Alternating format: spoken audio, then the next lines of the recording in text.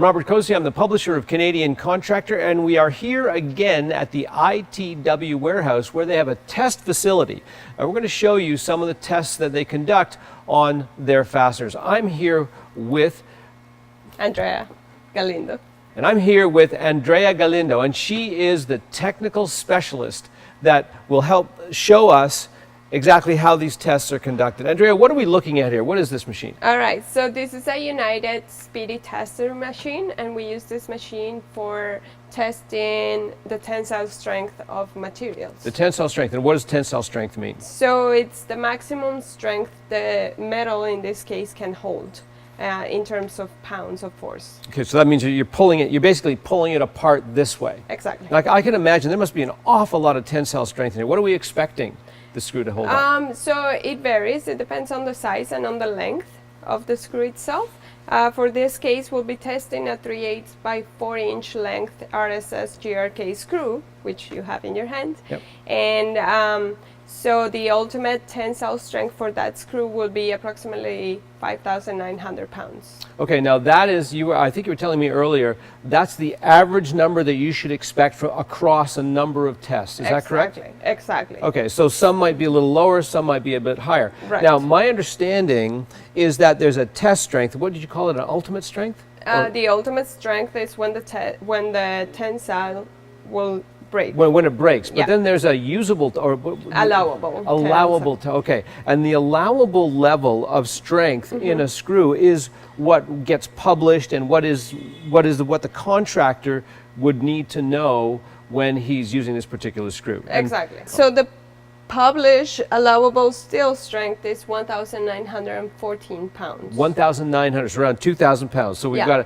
got a screw that will break at 6,000 pounds, and the allowable use is 2,000 approximately. Yeah, approximately. Yeah. Okay, so that's really 1/3 of the breaking strength. Exactly. That's really interesting. And it's that's a good to safety know. factor. That's a big safety factor. All right, show us how you're going to test the screw. Right. So we take the screw, turn on the machine. All right. So we take the grip. We insert the GRK screw, and we want to have the washer flat, as I mentioned before. And we open the grids. Right, so now we're going to reset, so we have the load at approximately at 0, and as simple as that. Oh, now it's actually started? So. Oh, I can see the loads going up. It's at 223, 4, 5, 9. Whoa! Oh! Okay. All right. I'm good. Okay, so we look at this, and now the test, the screw broke at 5672.8.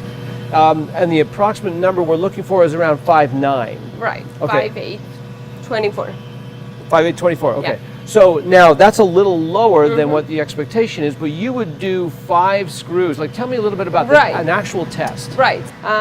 In any case, at least we will do 5 samples. And then from those 5 samples, we'll take the mean average, or the standard deviation, and the coefficient of variation. Okay, and then that will tell you whether or not this batch of screws is actually meeting the standard, the expectation that you have. Right. So if you discovered that the general information that you got was lower than the standard, then you would go. What would happen from then? So we return the samples, and we talk to our headquarters, where they have a full-scale lab in Chicago. And so they find out, why is these screws breaking at this level, and then they start to look at the formulations that they're using or the systems that they're using to discover whether or not there are changes that need to be made to make sure that the screws get back up to strength. Okay. Wow, that was really great. That was very interesting. I didn't jump. I did a little bit.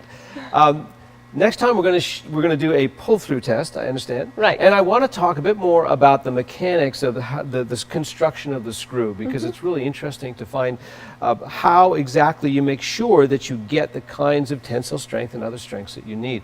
If you have any questions for us, then please send your questions to the email at the bottom of the screen here, and we'll definitely follow up. Thank you. And maybe we can answer the questions next time on the ITW video. So happy to hear from you, and thank you very much for what you showed us. No problem.